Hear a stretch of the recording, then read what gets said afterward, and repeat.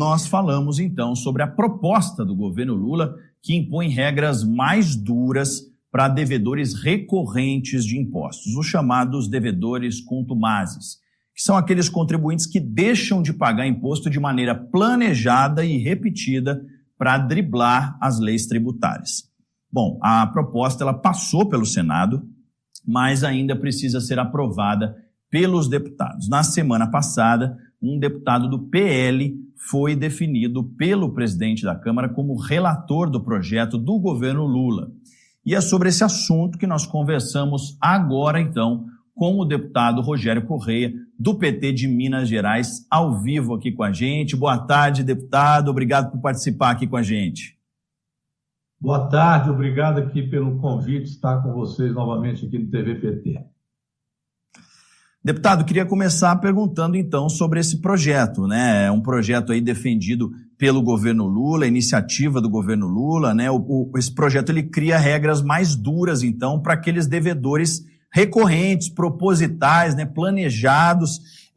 O que muda na prática para quem tenta fraudar o sistema de forma reiterada com esse projeto? Pois é, veja bem, desde 2023 que o governo do presidente Lula enviou esse projeto.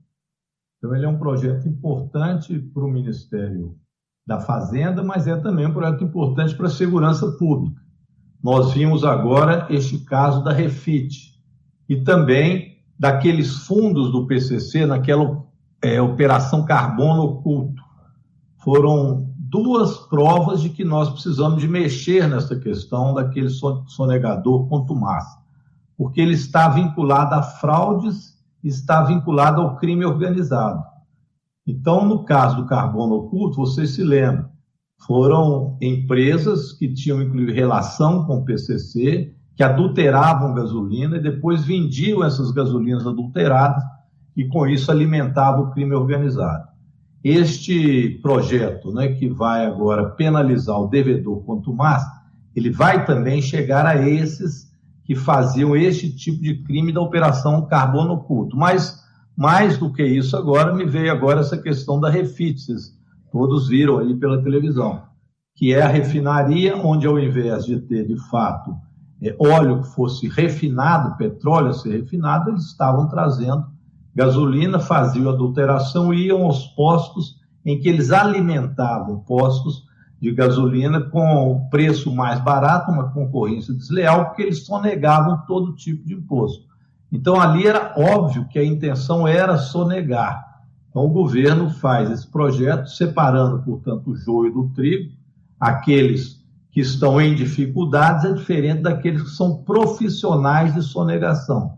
Neste caso ali, nós vimos os profissionais de sonegação com em torno de 12 bilhões de sonegação só naquele caso.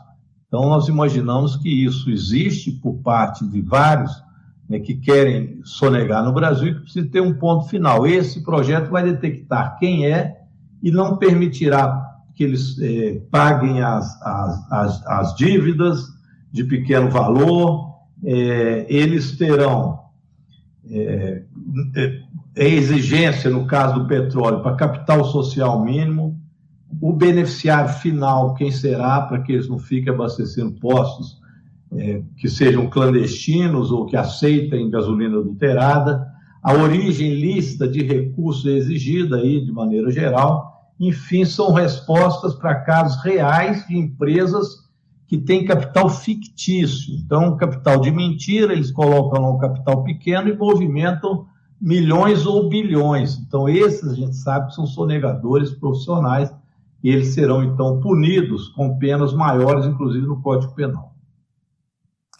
Deputado, e ainda sobre esse projeto, na semana passada foi definida aí pelo presidente, foi indicado pelo presidente da Câmara, né, Hugo Motta, um relator do PL, né, o partido aí de oposição, né? Na sua avaliação, essa escolha, ela compromete a tramitação do projeto, ela pode desvirtuar a intenção do governo Lula, porque existe, de repente, o interesse também da oposição em defender também os interesses desses empresários fraudadores? Como é que o senhor enxerga isso? Não, a princípio não. o relator que foi escolhido é do PL, mas ele tem uma boa relação com a Câmara e até com a base do governo. É diferente do caso do Derrite, né, que foi escolhido e deu, sim, uma série de críticas que nós fizemos, porque ele era o secretário de Segurança Pública de São Paulo, do governador Tarcísio, que aí sim tinha todo interesse em prejudicar o presidente Lula por ser concorrente, inclusive nas eleições do ano que vem. Nós achamos que foi uma escolha infeliz, uma espécie de uma provocação de colocar alguém que vinha exatamente para tentar dificultar e mexer na aprovação de um projeto tão importante que era o PL antifacção. Nesse caso, não. O deputado está aqui desde o início, vem dialogando, e espero que possa fazer um bom trabalho, bem porque o assunto é muito delicado e importante. Nós citamos aqui o devedor contumaz, mas é esse junto com outro projeto que também é semelhante, que é aquele que nós queremos fazer, o governo agora fez um decreto sobre isso, que é uma fiscalização dentro do PIX, no sentido daqueles que fazem depósitos, etc., enormes no PIX, para fazer lavagem de dinheiro ou sonegar. Então, neste caso, esse projeto agora também tem essa intenção de impedir essa sonegação. Então, acho que o relator tem tudo para fazer um bom trabalho, a gente espera que ele mantenha a essência, né? Claro, mudanças podem ser feitas, mas mantenha a essência do projeto, que é o combate ao devedor contumaz. Deputado, ainda nessa área aí de crime organizado, né, o governo ele tem como prioridade também no Congresso, na Câmara, no Senado, essa questão da PEC da segurança pública e também do PL antifacção. Como é que o senhor enxerga isso? Vocês estão vendo que o governo presidente Lula tem combatido o crime organizado da maneira que tem que ser combatido, principalmente através daqueles que de fato comandam o crime organizado e que não estão nos morros. É claro, lá existe também aqueles que infringem a lei, existe bandidagem, existe quem deva ser punido, mas, sinceramente, quem comanda todo este crime, inclusive aquele arsenal de armas que tem lá, são exatamente os que organizam e estão fora dos morros e das favelas. Geralmente são bilionários e estão agora fazendo lavagem, principalmente em bancos pequenos ou chamadas fintechs, que são bancos digitais, pequenos no tamanho, mas movimentam bilhões e bilhões. E muitos desses usam esta via para fazer ali lavagem de dinheiro. Isso tem ficado claro. Nós vimos isso nessas duas operações que eu citei, a Carbono Oculto e essa agora da Refit, mas também na CPMI do INSS, onde a gente viu também, está vendo uma série de métodos de fazer lavagem que inclui esses bancos. No caso da CPI do INSS, por exemplo, até um banco de uma pseudo-igreja, uma igreja que é, na verdade, uma empresa, que é a Igreja da Lagoinha, que hoje tem 700 templos no Brasil, nasceu lá em Belo Horizonte, na minha terra. Ela tem até um banco, chama Clava Forte Bank, que agora fechou exatamente depois que vieram as denúncias contra Vorcaro, que tem também os seus pés e as suas ligações com essa pseudo-igreja evangélica. Então, veja bem, esta modalidade de lavagem de dinheiro ela tem sido feita e nós precisamos de entender essa nova forma do crime se organizar. Então, pouco adianta ou nada adianta fazer operações como fez o governador do Rio de Janeiro, uma vez por outra, de 10 em 10 anos, 15 em 15 anos, para tentar mostrar serviço, ganhar respaldo popular que está combatendo o crime, e depois tudo volta como era, como já voltou no Morro do Alemão, tudo como era antes. O que a Polícia Federal tem feito, e o governo do presidente Lula, é, em primeiro lugar, criar leis que sejam leis eficazes. Então, a PEC da segurança, por exemplo, é a coordenação de todas as polícias, municipais, estaduais, com também a Polícia Federal, é uma unidade, portanto, de ações para combater o crime em todas as suas dimensões, da fronteira à venda das drogas ou aos assaltos. Você faz essa ligação para ter um combate eficaz. E combater de forma eficaz, você tem que secar o crime, acabar com o financiamento dele. Por isso é muito importante essa relação entre as polícias e esses comandos do Ministério Público estarem unificados. A PEC é para isso. O projeto de lei antifacção que o presidente Lula manda, ele vai ampliar as penas para aquilo que faz parte de facção. Por exemplo, se a pessoa comprovadamente é de uma facção criminosa, se essa pessoa, né, esse ladrão, esse assaltante, esse sonegador, se ele é de uma facção criminosa, o que vai acontecer com ele é um aumento de pena e, principalmente, o confisco dos seus bens. Então, esse confisco de bens é facilitado para quem é de facção criminosa. Então, você retira dele o principal, que é o dinheiro, onde ele procede, né, e prossegue no seu crime. Então, esses dois projetos são muito importantes e agora o governo também manda esses dois outros projetos, que é o projeto em relação ao PIX, esse do ponto de vista de medidas já tomadas pelo governo, e agora o do devedor contumaz. Então, nós estamos mexendo na legislação para a gente ter uma legislação que permita o combate real ao crime organizado, aos cabeças do crime organizado. Por isso que a gente fala que chegou na Faria Lima, que são aquelas fintechs que estão usando lá, sendo usadas para lavagem de dinheiro. Ao mesmo tempo, a organização das polícias que permitam, né, que, de fato, o combate seja eficaz. Então, acho que o governo do presidente Lula tem mexido agora em coisas essenciais, dando uma nova visão de segurança pública. E, claro, quando você faz isso, você tem as condições de, novamente, colocar a presença do Estado nas favelas, no morro, criando ali condições de emprego, condições de melhores salários, condições de renda, de acesso à educação, de acesso à saúde, para você não permitir o domínio do crime organizado em regiões mais pobres do Brasil. Deputado, para finalizar, o senhor comentou em um dado momento da resposta da questão da CPMI do INSS, o senhor tem participado ativamente da CPMI, né, dos trabalhos.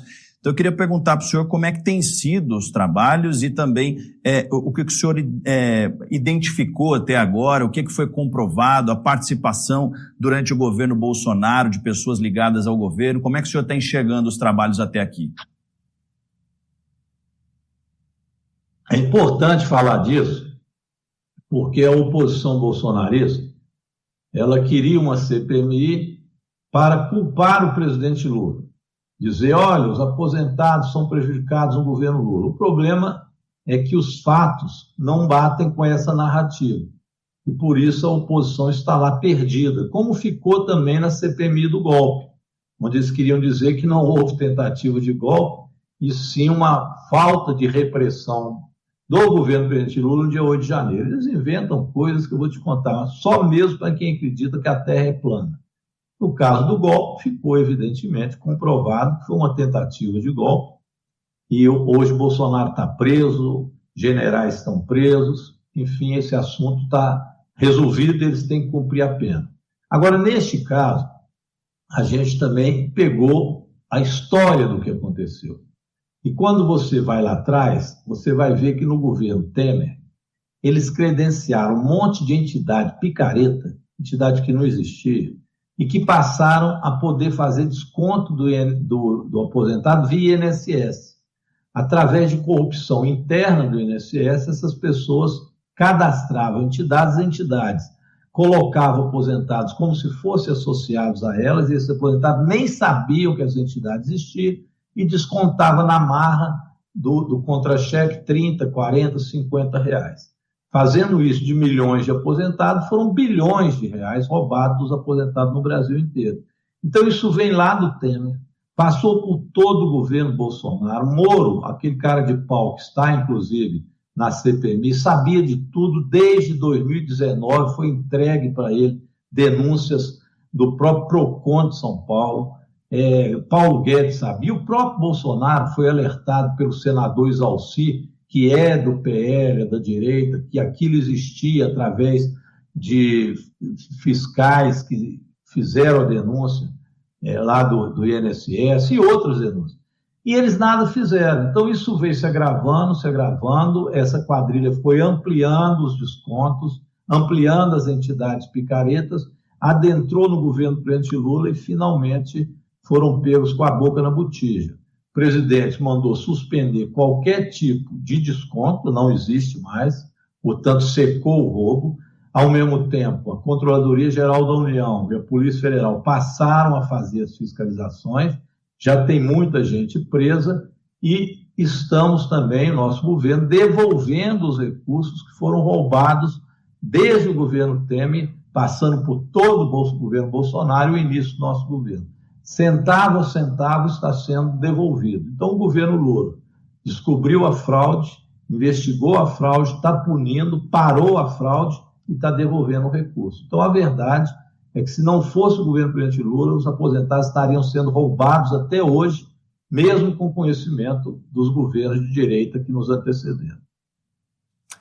Deputado, queria mais uma vez agradecer a participação do senhor, parabenizar pelo trabalho ativo aí na Câmara, na CPMI, nessas pautas importantes aí contra o crime organizado, pela segurança pública e desejar sucesso aí na continuidade dos trabalhos. Obrigado, viu? Obrigado, um abraço a vocês, sempre na luta. Obrigadão.